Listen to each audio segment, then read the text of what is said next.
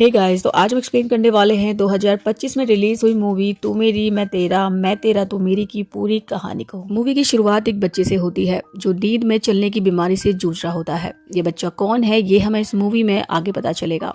तभी हमारी कहानी कई साल आगे बढ़ जाती है और हमें दिल्ली को दिखाया जाता है जहाँ पर एक ग्रैंड वेडिंग का फंक्शन चल रहा होता है। इस शादी में हमारी मुलाकात पिंकी से होती है जो बहुत ज्यादा ब्यूटीफुल और इंडिपेंडेंट लेडी होती है। तभी बारात में एंट्री होती है, दूल्हा हेलीकॉप्टर से उतरता है और उसके साथ दिखाई देता है रेहान जो कि पिंकी का बेटा होता है। रेहान बहुत ज्यादा हैंडसम और कॉन्फिडेंट लड़का होता है। विदाई के वक्त दुल्हन बुरी तरह रो रही थी और पिंकी रेहान से कहती है कि उसे इंडियन लड़की नहीं चाहिए बल्कि ऐसी फॉरेन बहू चाहिए जो कभी रोई नहीं। और इसी दौरान पिंकी रेहान को बताती है कि उन्हें यूएसए में घर मिल गया है और ये सुनकर रेहान भी काफी ज्यादा खुश हो जाता है क्योंकि पिंकी का सपना यूएसए में सेटल होना था। इसी के बाद सीन कट हो जाता है रूमी की तरफ जो कि एक बेहद ब्यूटीफुल लड़की है और वो एक बुक शॉप पर एंटर करती है। देन हम देखते हैं वो ऊपर रखी हुई कुछ बुक्स को उतारने की कोशिश कर रही थी लेकिन उसका हाथ वहां तक नहीं पहुंच पा रहा था। देन हम देखते हैं रेहान भी वहीं पर मौजूद होता है और वो उसकी मदद करने के लिए आ जाता है। रेहान उसकी मदद करता है और हमें पता चलता है कि रूमी एक राइटर है जिसने लव ऑफ आगरा नाम की बुक लिखी है। खैर इसी दौरान रूमी और रेहान की थोड़ी बहुत बातचीत हो जाती है। देन हमारा सीन शिफ्ट होता है आगरा में जहाँ पर हम कर्नल अमर सिंह को देखते हैं जो कि रूमी के पिता होते हैं और वो रूमी को कॉल करके समझाते हैं कि किराए में पैसा खर्च करने की बजाय उन्हें दे दो जिससे कि वो उस पैसे की एफडी कर सकें। उनका कहना था कि अपना घर होते हुए भी तुम किराए के घर में रहकर पैसा खर्च करती हो, लेकिन रूमी उनकी बातों को नजरअंदाज कर देती है और उसका कहना था कि अब जमाना बदल गया है और ये सारी बातों को रेहान सुन लेता है। और रेहान वहां पर आता है, रूमी को बताता है कि उसने अपना पासपोर्ट उसी बुक शॉप पर छोड़ रखा था। रूमी अपने पासपोर्ट के लिए उसे थैंक्स करती है लेकिन रेहान थैंक्स सुनने से इनकार कर देता है जिसके बाद रूमी और रेहान के बीच थोड़ी मस्ती भरी नोकझोंक हो जाती है और रेहान रूमी का पासपोर्ट वापस उसी बुक शॉप पर रख देता है। रूमी पासपोर्ट लेकर निकलती है और हमें पता चलता है कि जहाँ पर वो जा रही थी रेहान भी वहीं पर जा रहा था और दोनों की फ्लाइट एक ही थी। दरअसल दोनों की सीटें भी फ्लाइट में एक दूसरे के बिल्कुल पास पास थी। फ्लाइट में बातचीत के दौरान पता चलता है कि दोनों एक ही जगह यानी क्रोएशिया जा रहे थे। दोनों ही ट्रैवलर थे और फ्लाइट में उनके बीच थोड़ी बहुत मस्ती भरी नोकझोंक चलती रही। फ्लाइट के अंदर रेहान काफी ज्यादा बकबक कर रहा था जिसकी वजह से रूमी बहुत ज्यादा इरिटेट हो चुकी थी और आखिरकार वो ईयरफोन लगाकर सो जाती है और दोनों फाइनली क्रोएशिया पहुंच जाते हैं। और अब ये दोनों ट्रोगलर पोर्ट पर पहुंचते हैं और अब ये दोनों एक यार्ड पर पहुंचते हैं जहां उन्हें एक ही केबिन शेयर करने के लिए दिया जाता है क्योंकि बाकी सारे केबिन फुल हो चुके थे। सुनकर रेहान तो काफी ज्यादा खुश हो जाता है लेकिन रूमी को ये सब पसंद नहीं आता, लेकिन ना चाहते हुए भी उसे रेहान के साथ केबिन को शेयर करना पड़ता है और हम देखते हैं रेहान उसके साथ मस्ती करता ही रहता है। देन इसके बाद ये दोनों काफी सारा टाइम स्पेंड करने लगते हैं और वहीं पर एंजॉय करने लगते हैं। साथ ही हमारी कहानी शिफ्ट होती है आगरा में जहाँ पर हम रूमी की बहन को देख पाते हैं जिसका नाम जिया होता है और वो अपने पापा का काफी सारा ध्यान रखती है। तभी वो देखती है कि उसके पापा उसे डेटिंग ऐप यूज करते हुए पकड़ लेते हैं। देन वो उन्हें बताती है कि वो अपने लिए लाइफ पार्टनर ढूंढ रही है और यहाँ पर हम व्यूवर्स को ये भी पता चलता है कि रूमी और जिया के जो फादर हैं वो सिंगल पेरेंट हैं यानी कि उनकी मदर अब इस दुनिया में नहीं रही और कर्नल ने ही अपनी दोनों बेटियों को पाल पोस कर बड़ा किया है। खैर इसके बाद हमारा सीन शिफ्ट होता है रेहान की तरफ जहाँ पर हम देखते हैं रूमी और रेहान की नजदीकियां बढ़ने लगती हैं और धीरे धीरे दोनों एक दूसरे को पसंद करने लगते हैं और इसी मस्ती भरी नोकझोंक के बीच दोनों एक दूसरे के प्यार में पड़ जाते हैं और अंत में रेहान रूमी को प्रपोज कर देता है। रेहान रूमी को अपने बारे में बताता है कि उसे बचपन से ही क्रिकेट खेलने का बहुत शौक था और वो अपनी स्कूल की क्रिकेट टीम का कैप्टन हुआ करता था, लेकिन तभी उसकी माँ का सपना पूरा हुआ और वे यूएस में सेटल हो गए। उसने अपनी माँ के लिए अपने सपनों को पीछे छोड़ दिया यानी क्रिकेट छोड़कर वो अपनी माँ के साथ यूएस चला गया। देन रूमी उससे कहती है कि अगर वो अपनी माँ से बात करता तो वो उसे समझती, लेकिन रेहान जवाब देता है कि अपनों के लिए कभी कभी सैक्रिफाइसेस करने पड़ते हैं। एंड वो कहता है कि उसकी माँ ने उसे अकेले पाला क्योंकि उसके पिता उसे बचपन में ही छोड़कर कहीं चले गए थे। कभी कभी अपनों के लिए अपने सपनों का सैक्रिफाइस करना होता है। देन उसके बाद अगले सीन में हम देखते हैं रेहान के पास उसकी माँ का कॉल आता है और वो अपनी माँ की बात रूमी से करवाता है। वहीं दूसरी तरफ हमारा सीन शिफ्ट होता है आगरा में जहां पर जिया को डेटिंग ऐप के जरिए सुखी नाम का लड़का मिल चुका था जो कि कनाडा का रहने वाला था और जिया अब उससे शादी करना चाहती थी। अभी हम देखते हैं रात में कर्नल सो रहा होता है और अचानक नींद में उठकर चलने लगता है और इसी दौरान हमें एक फ्लैशबैक दिखाया जाता है जिसमें क्लियर होता है कि स्टार्टिंग में जो बच्चा नींद में चल रहा होता है वो कोई और नहीं बल्कि कर्नल था और अब नींद में चलते चलते अचानक कर्नल का एक्सीडेंट हो जाता है। फिर उसे हॉस्पिटल में एडमिट कराया जाता है। हालांकि उसकी जान बच जाती है लेकिन उसे काफी सारी चोटें आई थी और उसकी देखभाल अकेली जिया ही कर रही थी। तभी जिया के पास रूबी का कॉल आता है और वो उसे बताती है कि वो सुखी नाम के लड़के से डेटिंग ऐप के जरिए मिली थी और अब वो इंडिया आ गया है और पापा से भी मिल चुका है एंड पापा भी उसको अब पसंद करते हैं और इसीलिए अब जिया सुखी से शादी करके कनाडा शिफ्ट हो जाएगी। सुनकर रूमी पूरी तरीके से शॉक्ड हो जाती है। देन इसके बाद रूमी रेहान से बताती है कि वो उससे शादी नहीं कर सकती और इस रिलेशन को आगे नहीं बढ़ा सकती, क्योंकि उसकी बहन शादी करके कनाडा शिफ्ट हो जाएगी और अगर वो चली गई तो उसके पापा का ध्यान कौन रखेगा। एंड वो कहती है कि मेरे पापा इंडिया को छोड़कर कहीं नहीं जाएंगे, यानी कि उस घर से उनकी यादें जुड़ी हैं जो उस घर को कभी भी नहीं छोड़ेंगे।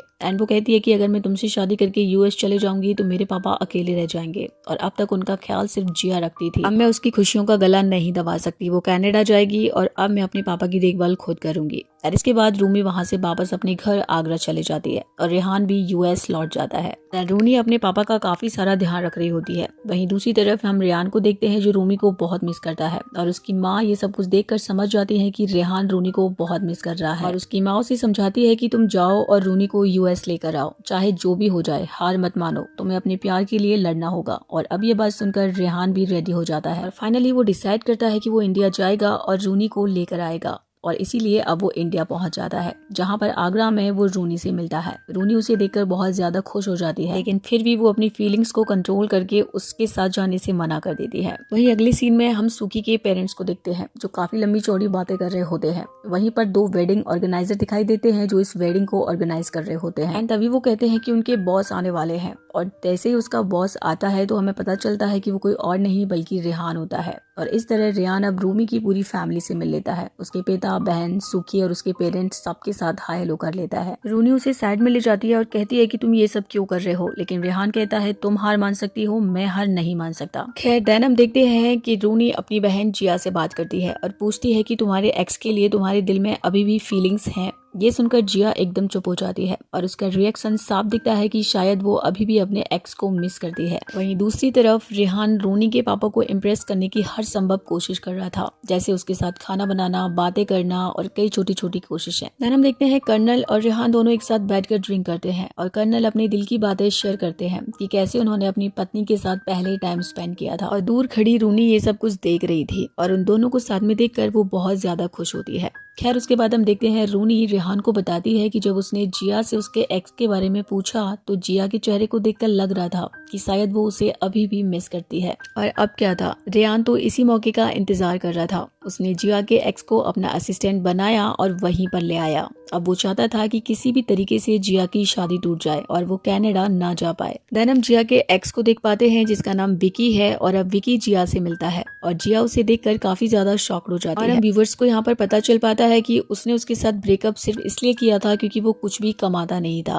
और अब तो रेहान ने उसके लिए अपनी कंपनी में जॉब दे दी थी। खैर अगले सीन में हम देखते हैं सुकी और जिया की शादी की कुंडलियां बनाई जाती हैं। ऐसा लगता है कि शादी को काफी समय के लिए पोस्टपोन करना पड़ेगा, या तो शादी कुछ दिनों के अंदर हो जाए, नहीं तो कोई भी अच्छा मुहूर्त नहीं मिलेगा। रेहान काफी कोशिश करता है शादी को पोस्टपोन करने की, लेकिन सुकी शादी को प्रीपोन कर देता है और वो केवल 5 दिनों के अंदर शादी तय हो जाती है। और अब क्या था, फाइनली वेडिंग के सारे फंक्शन स्टार्ट हो जाते हैं। देन इसके बाद हमें इस मूवी में काफी अच्छे अच्छे सॉन्ग सुनने को मिलते हैं और तभी इन सारे फंक्शंस के बीच में एंट्री होती है रेहान की माँ की, यानी कि पिंकी की। वो भी अब यूएस से इंडिया आ जाती है और वो सभी मिलकर इस शादी के फंक्शंस को काफी सारा एंजॉय करते हैं। देन उसके बाद हम देखते हैं कर्नल और रेहान एक साथ बैठकर ड्रिंक कर रहे होते हैं और कर्नल रेहान से पूछता है कि उसे उसकी छोटी बेटी कैसी लगती है और वो पूछता है क्या तुम मेरी बेटी से शादी करोगे। ये सुनकर रेहान बहुत ज्यादा खुश हो जाता है और वो नशे में कर्नल के सामने सारी बातों को रिवील कर देता है कि कैसे वो रूनी से मिला था और कैसे वो दोनों प्यार करते थे और किस तरीके से रूनी ने उन्हीं के लिए उसको छोड़ दिया, जिसकी वजह से वो यहाँ तक आ गया। और अब ये सुनकर कर्नल भी काफी ज्यादा शॉक्ड हो जाते हैं, लेकिन तभी घर में बाकी के लोगों की एंट्री हो जाती है और साथ ही रेहान की माँ भी आ जाती है, जो सभी लोगों ने काफी सारी ड्रिंक कर रखी थी